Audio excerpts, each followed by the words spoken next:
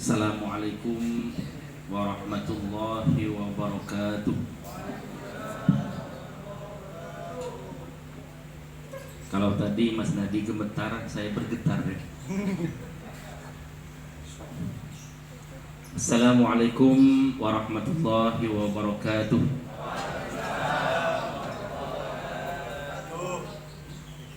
Saya masuk ke sini tadi kaget. Ini acaranya PDI apa acaranya NU ini? Banyak orangnya NU. MC-nya ini biasa MC pengajian, saya ngisi. Allahu Akbar. Khususnya di Propoy. Sama Pak, dari Propoy ya. Ada Darso juga. Ada Firok juga. Bismillah, alhamdulillah. Oh ya, ada Kikazi ya. Ini setiap kali saya ke kantor NU biasanya saya lewat kantor NU. Karena lebih dekat, kalau lewat Jatin kan nggak lama. Jadi saya lewat jalan itu mesti ada Kikazi. Baik itu pagi, siang, malam selalu ada.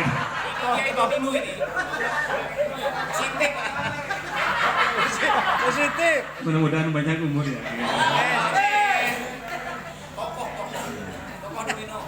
Bismillah, alhamdulillah, wassalatu wassalamu ala rasulillah wa ala alihi wa sahbihi wa mawala. La hawla wa la quwata illa billah, amma ba'du.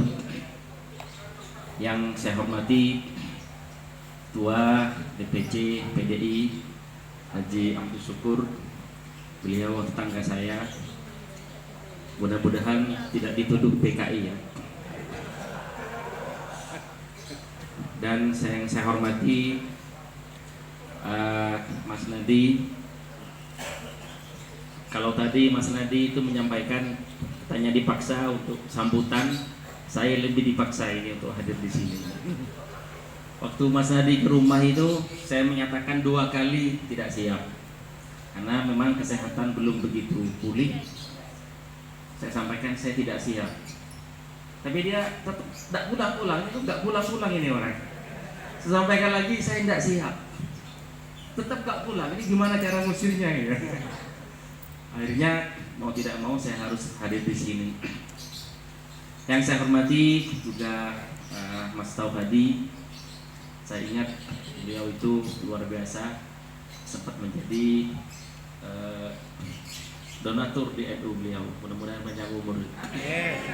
Yang saya hormati Ketua KPU dan semua jajarannya, Ketua Bawaslu, semua. Siapa lagi ini yang belum saya sebutkan ini? Darso sudah, Kilazi sudah, Mas Agus dan sahabat Musfik ya.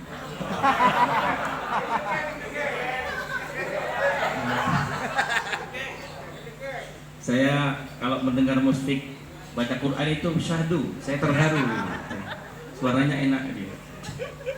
Semua organisasi kemahasiswaan, organisasi kepemudaan dan hadirin hadirat Bapak Ibu yang saya hormati. Alhamdulillah pada siang hari ini kita ditakdir oleh Allah untuk hadir dan ada di tempat ini. Mudah-mudahan pertemuan pada siang hari ini membawa manfaat dan barokah untuk kita semua. Salawat dan salam mari kita haturkan kehadiran Nabi kita, Nabi besar Muhammad sallallahu alaihi wasallam yang telah membawa kita dari alam jahiliyah menuju alam Islamiyah. Hadirin Bapak Ibu yang saya hormati, saya diminta untuk menyampaikan sosialisasi 4 pilar kebangsaan. Saya bukan anggota DPR, saya bukan politisi, tapi saya orang biasa. Sehingga saya tidak paham bagaimana saya menyampaikan 4 pilar ini. Waktu Mas Nadi ke rumah itu bawa buku 4 tebal-tebal. Ini kiai materinya. Waduh, gimana nih?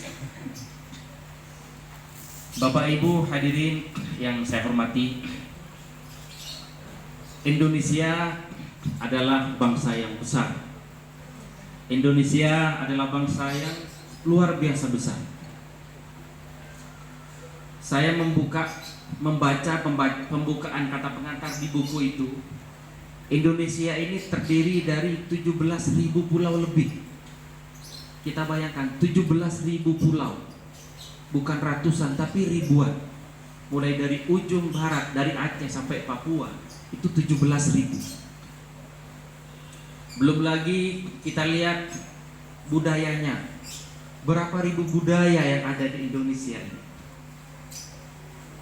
Kita lihat Madura saja, dari Sumeneb ke Bangkalan sudah beda budayanya. Di Jawa juga sudah seperti itu. Bahasanya, ribuan bahasa, ribuan logat, ribuan adat ada di Indonesia. Jadi Indonesia adalah bangsa yang besar. Bahasa Jawa ini juga kita lihat berbeda. Orang Banyuwangi dengan orang Surabaya juga beda bahasanya meskipun bahasa Jawa. Bahkan katanya Gus Nur itu, Nur Sugi itu, misu, jancuk itu beda.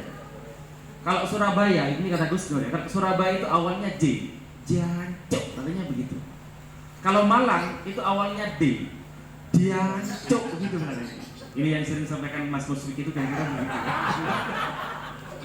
Ini bahasa yang luar biasa. Kemudian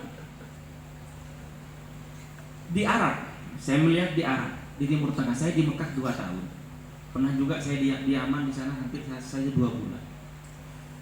Di Arab itu, di Mesir misalnya, ini tak lebih dari 20 suku. 20 suku, 20 logat bahasa. Tapi meskipun hanya 20 suku, setiap kali ada momen-momen pemilihan kepala daerah misalnya, pemilihan gubernur di sebuah distrik, itu mesti bentrok, mesti ada korban, mesti ada masalah. Bahkan kita lihat kemarin ketika kudeta itu 5.000 orang yang meninggal, itu kudeta presiden. Pemilihan gubernur yang wafat 1.500, itu padahal hanya 20 suku. Sedangkan di Indonesia ribuan suku, ribuan bahasa, tapi negaranya aman, damai, makmur dan tentram. Setiap pemilihan, misalnya pemilihan kepala daerah misalnya, pemilihan gubernur, bahkan pemilihan presiden, tidak pernah ada korban sampai saling bunuh antar pendukung, sampai korbannya 500 tidak pernah. Ini keistimewaan Indonesia. Dan ini nikmat yang diberikan oleh Tuhan kepada bangsa Indonesia, bahwa kita menjadi bangsa yang saling menghargai, saling tolong menolong, dan saling toleransi di antara kita. Kita tentu bertanya, kenapa bangsa Indonesia ini aman? Kenapa bangsa Indonesia ini tenang, damai? Jawabannya karena ada 4 pilar yang tadi disebutkan. Apa 4 pilar ini? Kalau saya katakan PBNU. PBNU, mohon maaf, saya ketua itu, tapi bukan itu yang saya maksud. Hidup NU. P, mungkin kasih sudah mencolok ya. 1 P, Pancasila. Pancasila. Yang kedua B, Bhinneka Tunggal Ika. Yang keempat N, NKRI. Yang kelima apa? U, Undang-Undang Dasar 45. Jadi PBNU bukan pengurus besar Nahdlatul Ulama, tapi Pancasila, apa? Bhinneka Tunggal Ika, NKRI, dan Undang-Undang Dasar 45. Ini yang menjadikan Indonesia aman, makmur, dan tenang. Ini berapa menit ini, Mas Mati? Lanjut. Berapa menit ini? Continue. Saya mau cerita. Saya pernah diundang ceramah di Gontor, di Gontor 3. Ini sebenarnya yang diundang Kiai. Waktu saya mendok di Lirboyo, saya diundang ceramah di sana. Kiai yang diundang, tapi Kiai tidak bisa nyuruh saya. Jam 6 Kiai telepon saya, Taufik, tolong buat Kiai saya ceramah di Gontor 3. Siap Kiai. Jam 7 saya berangkat ke sana. Nyampe di Gontor, itu acara wisuda. Pak Ustadz dari Lirboyo, iya, silakan duduk. Saya duduk, saya dikasih susunan acara, rundown acara. Ceramah agama itu hanya 15 menit. Jadi ceramah agama hanya 15 menit. Saya berpikir, wah ini amplopnya kecil, tipis. Saya ceramah di sana 15 menit sesuai dengan acaranya banyak, ada penampilan. Setelah pulang saya dikasih map besar. ada amplop. Saya buka ternyata 2 juta.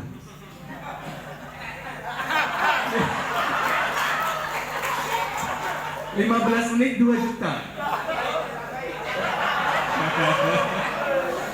Ini saya cerita ini. Bercanda. Kemudian saya diundang lagi. Waktu itu ada diundang SMA 2 Semada. Itu ada teman saya Imam Zakasi dari dulu. Diundang Semada, sama acara wisuda. Saya nyampe di sana sama, ini malah 10 menit. Jadi ceramah agama 10 menit. Saya pikir ini kalau digontol yang lulus 2 juta berarti berapa ini? Ternyata saya ceramah 10 menit, saya buka amplopnya 3 juta.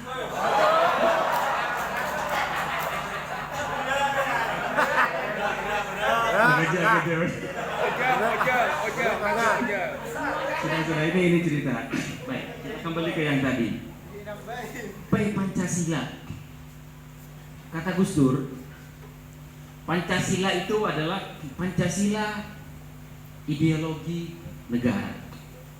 Pancasila falsafah negara.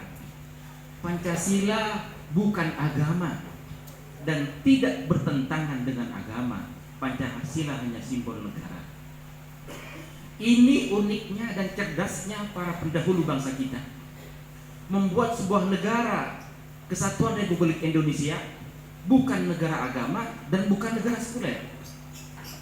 Di Turki itu negara sekuler. Jadi ketika Erdogan itu siapa namanya? Siapa presiden itu? Erdogan ya.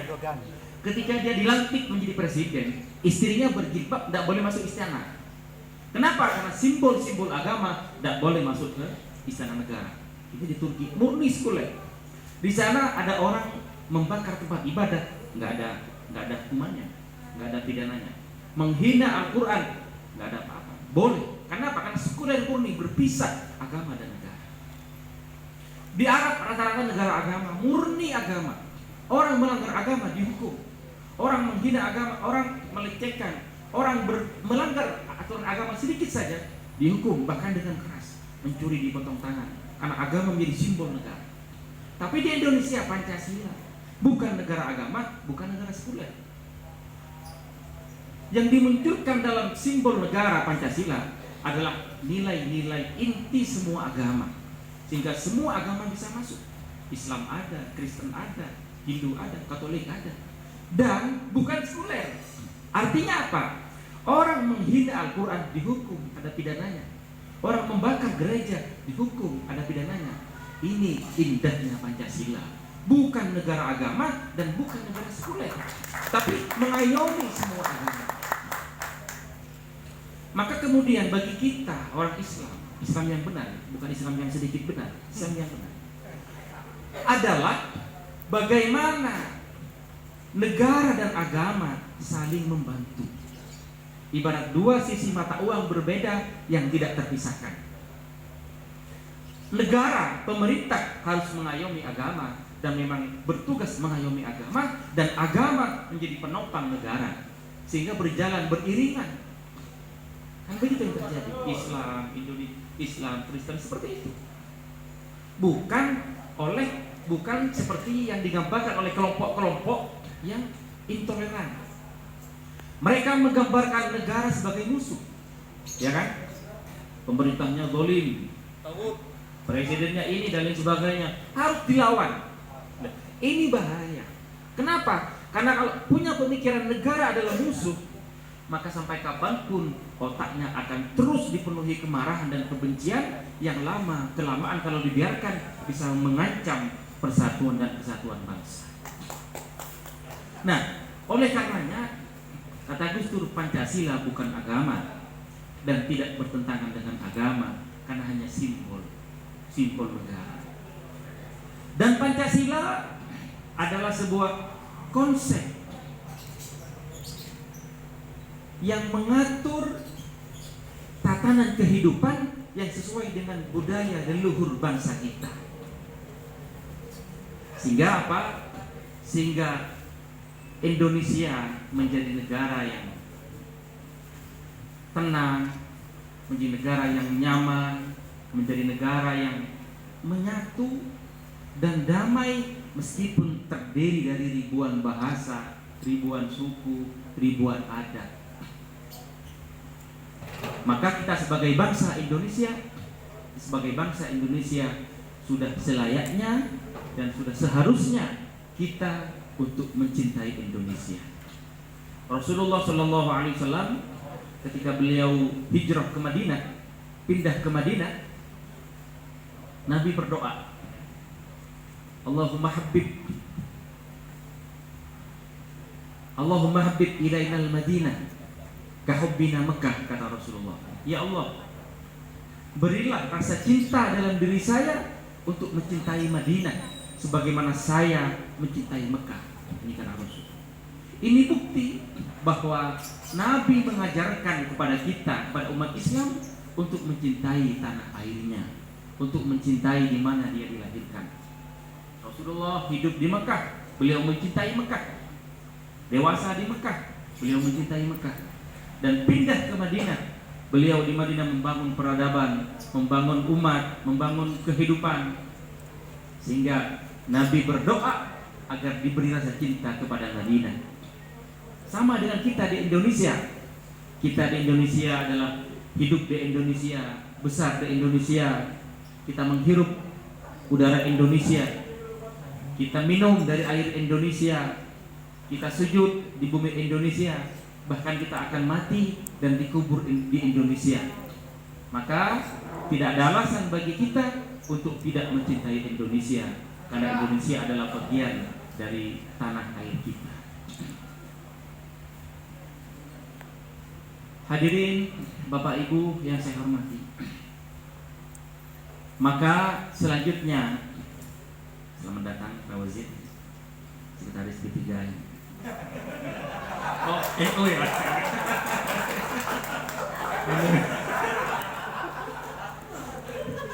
Saya tadi kaget.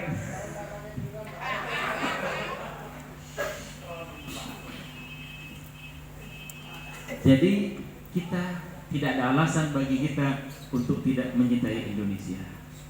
Ini sudah berapa menit nih?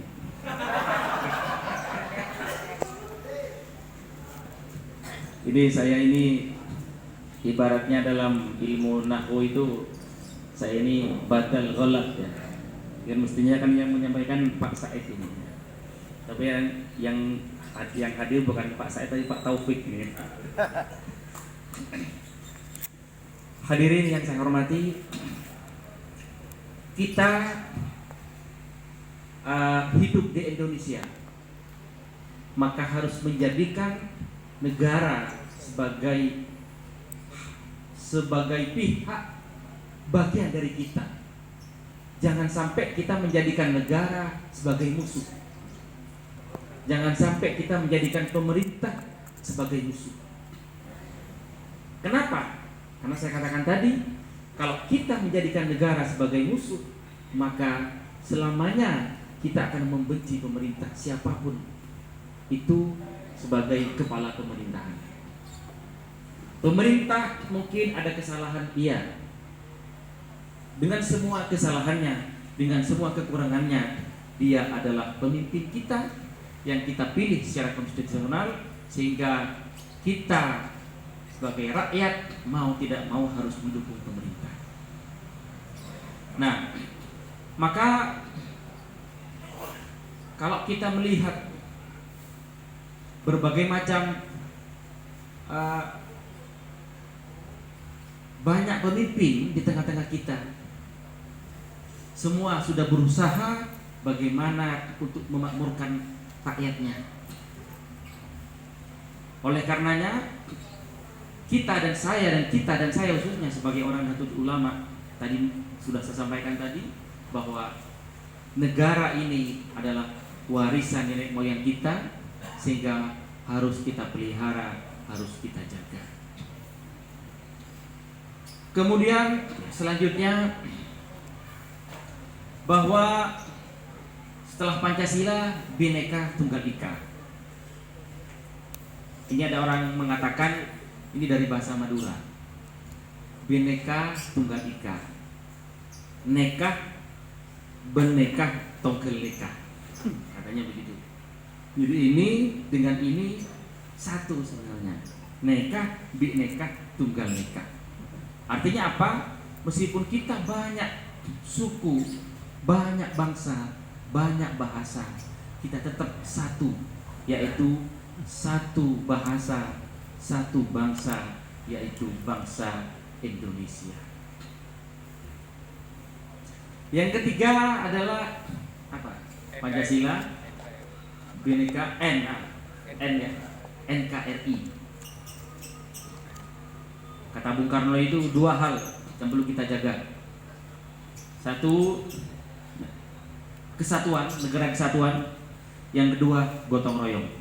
Ini harus kita jaga. Kita sepakat, para pendiri bangsa kita sepakat memilih negara kesatuan, bukan negara federal, bukan negara kerajaan, tapi negara kesatuan. Ini warisan.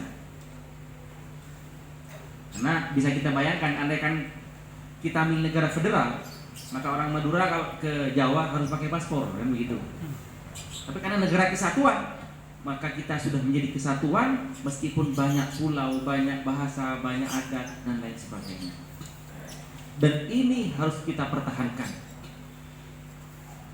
Yang keempat adalah Undang-Undang Dasar 45. Ini 4 pilar. Ini saya tidak perlu menjelaskan karena ini bukan domain saya. Kita sudah tahu lah bagaimana undang-undang itu menjadi bagian dari falsafah hidup kita dan jangan sampai dirubah.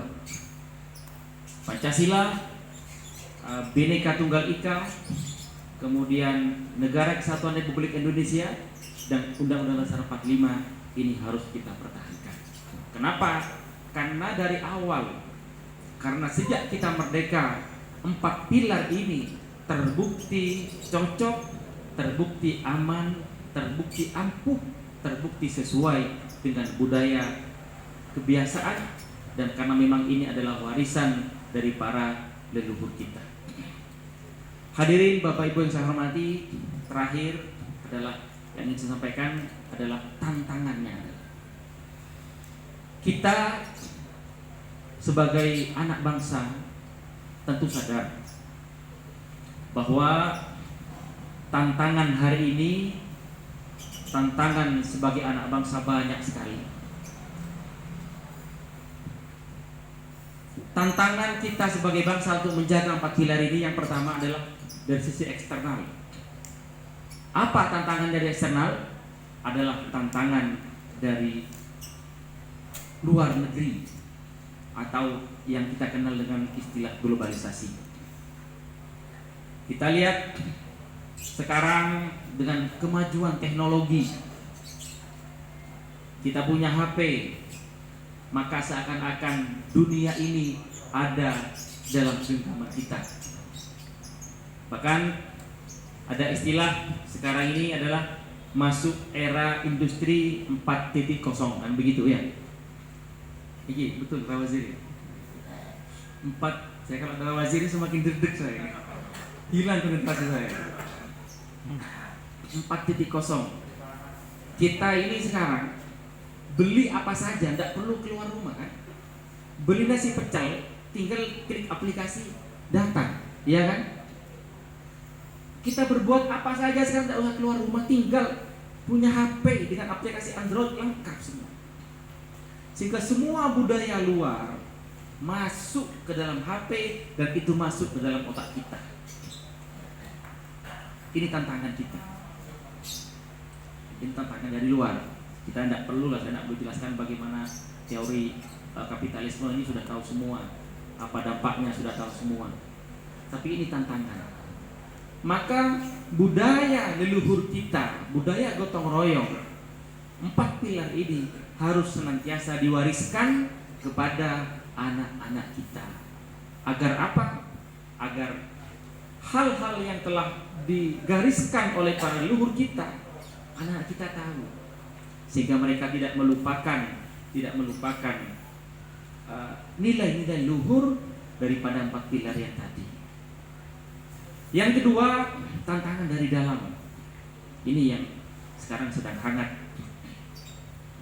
Tantangan dari dalam adalah Kita lihat bahwa sekarang mulai berkembang kelompok-kelompok intoleran, kelompok-kelompok yang menganggap dirinya paling benar sehingga yang lain salah.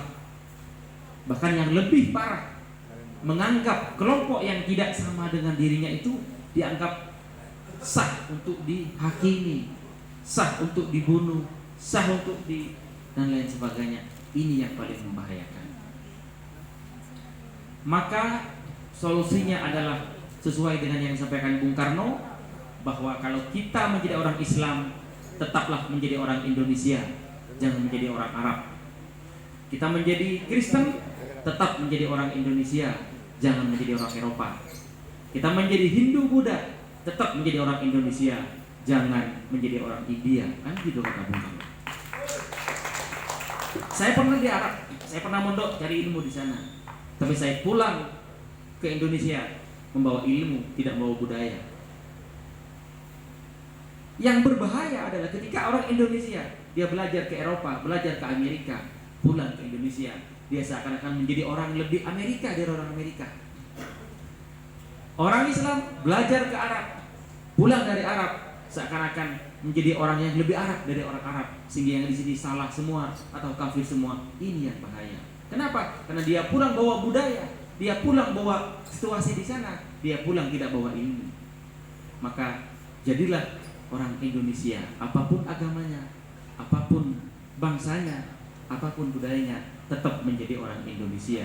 Sehingga ke depan bangsa kita tetap menjadi bangsa yang besar, bangsa yang kaya akan semua budaya, kaya akan bahasa, kaya akan semuanya. Sehingga tidak menurut kemungkinan bangsa kita ke depan menjadi bangsa yang besar dan sumber peradaban dunia akan lahir di bumi Indonesia. Hadirin Bapak Ibu yang saya hormati, terakhir saya ingin sampaikan bahwa Kiai Ma'ruf Amin pernah menyampaikan bahwa 3 pilar kelompok di Indonesia ini menjadi kekuatan benteng terakhir pertahanan bangsa. Selama 3 hal ini kompak dan tetap solid, maka Indonesia akan tetap aman. Yang pertama adalah kelompok religius, kelompok agamawan.